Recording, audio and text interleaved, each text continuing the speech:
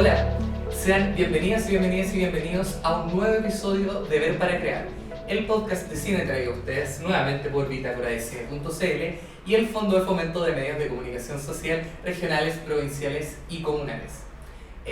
Como ya es la tónica de este hermoso podcast, seguiremos hablando de los distintos cruces que hay entre cine y educación, y para hacerlo en esta jornada, enfocándonos más que nada en la experiencia del cine e infancias, estaremos hablando con Cecilia Toro. ¿Cómo estás? Hola, muy bien. Qué bueno.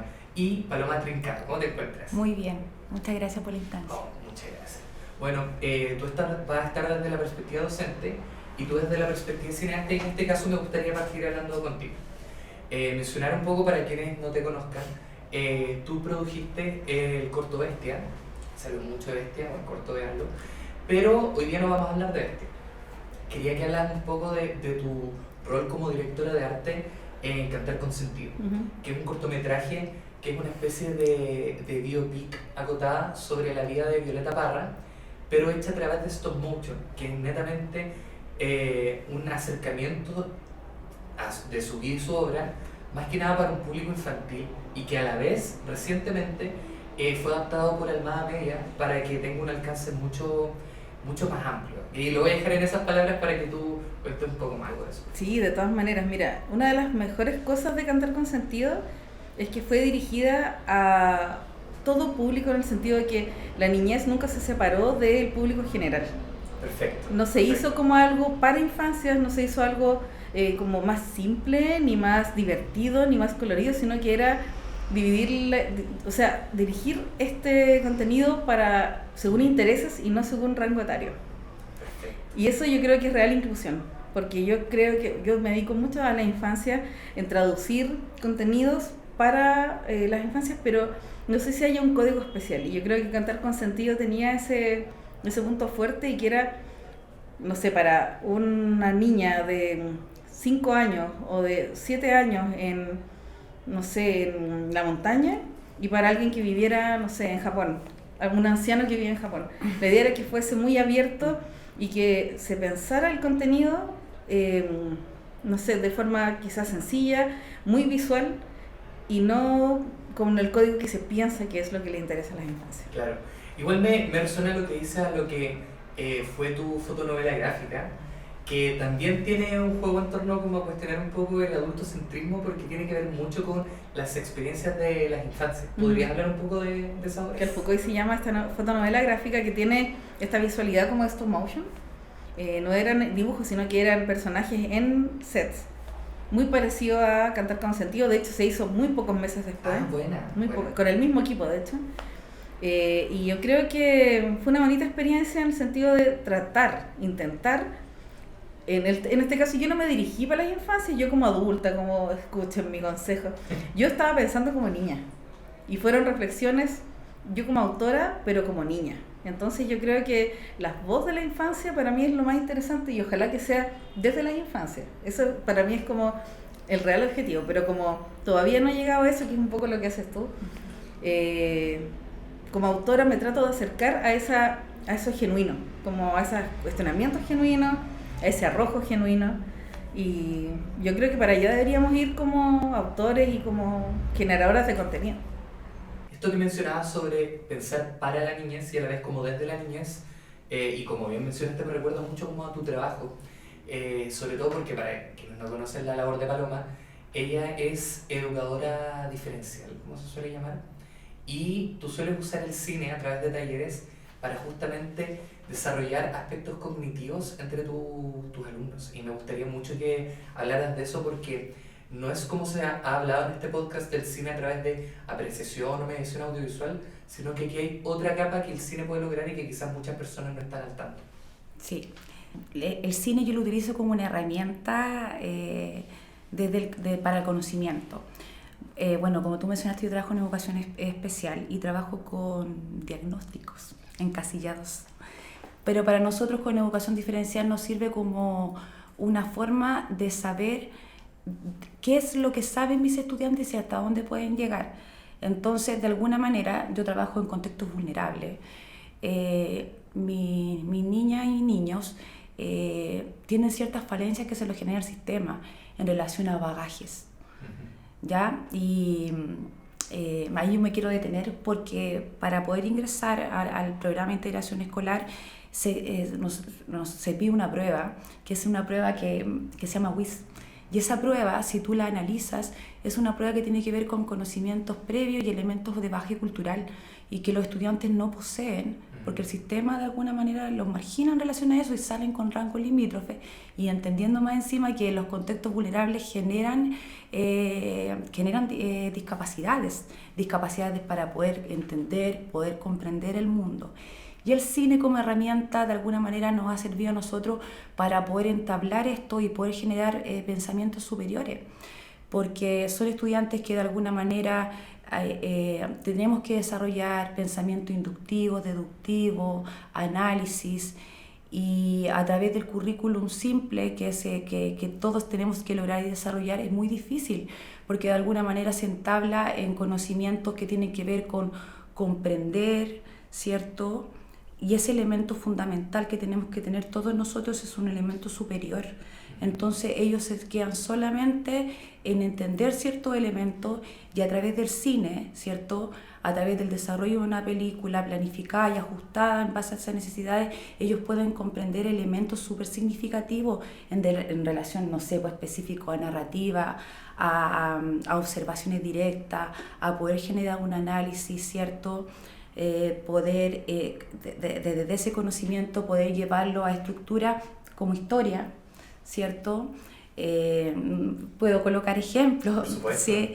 Mira, que han sido súper significativos para mis estudiantes en relación a comprender, porque yo trabajo, bueno, en este grupo diferenciado donde yo trabajo, yo tengo diferentes edades de primer y segundo ciclo, ¿cierto? Y en segundo ciclo teníamos que trabajar la revolución industrial en historia. Y yo tengo que acceder para que mis chiquillos puedan comprender este elemento que es simbólico. Entonces, ¿de qué manera yo utilizo el cine como herramienta? Yo utilicé a Charles Chaplin a través de tiempos modernos. Entonces, observamos el film, ¿cierto? Y utilizamos elementos sumamente concretos en relación a la mecanización del trabajo. Entonces, al observar solamente planos con los chiquillos, nosotros después utilizamos fichas técnicas. Entonces lo llevo desde lo concreto, ¿cierto? A después poder abstraer. Y ellos son capaces de poder desarrollar eso. Entonces he tenido ejemplos vivenciales en el cual la profesora está dentro de la sala de clase, porque estos chicos yo los saco del taller y después están dentro del aula y ellos ya tienen la experiencia y son capaces de poder levantar la mano y poder opinar de una situación que ya lo comprendieron. Entonces imagínate lo que pasa ahí en ellos cuando son capaces de poder levantar la mano y ellos son conscientes de su situación y son capaces de poder desarrollar una idea y su autoestima cómo sube. Entonces después la profesora nos comenta, obviamente dentro de los ajustes y el trabajo colaborativo que yo tengo con los profesores se comentan y los chiquillos después se empoderan tanto en su rol que después llegan contando toda la experiencia que van desarrollando. Bueno, esta amplitud que tú mencionabas que el cine generaba entre tus alumnos, igual siento que debe haber pasado con lo que quedó un poco en el tintero, con la expansión que tuvo Cantar con Sentido a través de Almada Media. Y me gustaría que cuentes un poco cómo fue como la expansión que tuvo en términos comunicacionales ese cortometraje, sobre todo porque el cortometraje, si no me falla la memoria, tuvo una participación inaugural en el Festival de Cine de Valdivia y después empezó a aparecer como en colegios, en talleres, online y todo eso. Sí, no, fue increíble esa traducción. Exacto. Porque en el fondo se produce algo muy lindo de describir las imágenes con aspectos que uno no se había dado cuenta. Cómo ellos traducen, cómo ellas traducen estos contenidos, estas visualidades. Con texto es alucinante. Cómo describen el personaje de otras formas. Que obviamente de la visualidad te entrega una cosa, pero cuando se buscan como otras características, se describen sonidos, se describen colores, se describen olores, se describen texturas. Entonces eso es muy alucinante y da una riqueza y nuevamente, creo que esa traducción de Almada Media no solo debería ser para alguien que no escucha y que no ve. Todas y todos podríamos ver o recibir como ese contenido transversalmente. Entonces yo creo que lo que no hay que hacer es dividir, ¿cachai? Creo que eso, para allá deberían ir las comunicaciones, porque cada contenido entrega cosas distintas. Entonces creo que eso es muy interesante. Y además, en Chile hay muy pocos contenidos traducidos en lengua de señas y braille. Entonces creo que hay que seguir ampliando como esta oferta, suena feo, pero como Claro. ampliar como estos contenidos, porque no hay. De hecho, cuando conocimos a Gustavo Gatica después con la traducción de Bestia, y él decía que él había tenido que aprender inglés porque no hay contenidos que no sean inglés. Entonces está todo muy reducido. Deberíamos empezar a ampliar eso, y como digo, no solo para gente que no ve y que no escucha, sino que para todas y todos. Esta amplitud de contenidos que mencionas, igual me hace sentido con lo que tú mencionabas, sobre todo porque tú decías que muchos niños como que se expandieron a través del cine. Y a la vez me gustaría preguntarte si es que eso derivó en que quizá hicieron algún cortometraje, alguna película. ¿Resultó eso de casualidad? Sí, mira, antes de contarte esto, me llamó la atención un elemento que diste a conocer acá y que hoy día nosotros también trabajamos, que se llama diversificación de los aprendizajes, en el cual el ambiente discapacitante no existe. Nosotros somos los generadores de esto.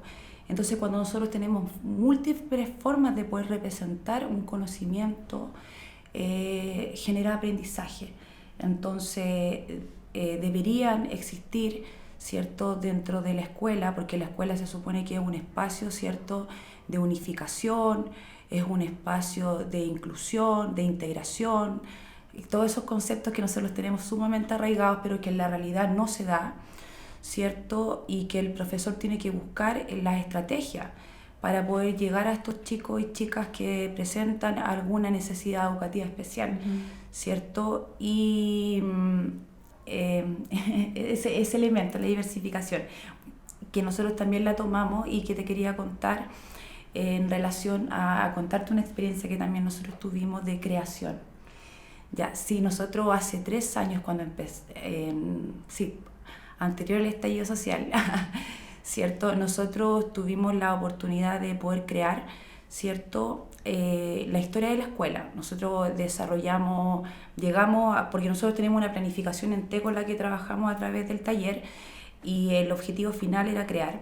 Entonces empezamos a buscar de qué es lo que queríamos crear, qué es lo que queríamos desarrollar con los chicos y chicas, y llegamos a un punto común en el cual íbamos a crear la historia de la escuela, porque no existía una forma de poder conocer a través de algo concreto, sino que teníamos la experiencia de profesoras normalistas que todavía seguían funcionando en la escuela, apoderados, abuelos, porque mi escuela es una escuela muy icónica en Quinta Normal, ¿cierto? Y empezamos a trabajar con fuentes primarias, secundarias, fuimos a la biblioteca, empezamos a preguntar a los profesores y desarrollamos, ¿cierto?, la historia de la escuela. Bueno, les voy a contar, mi escuela nace en un contexto, esta nueva escuela, la escuela pública, en un contexto político. La escuela era una escuela particular, ¿cierto?, que pertenecía a las monjas francesas de Grenoble, y cuando comenzó la dictadura ellas se fueron a los Alpes y la escuela pasó como dato del Estado.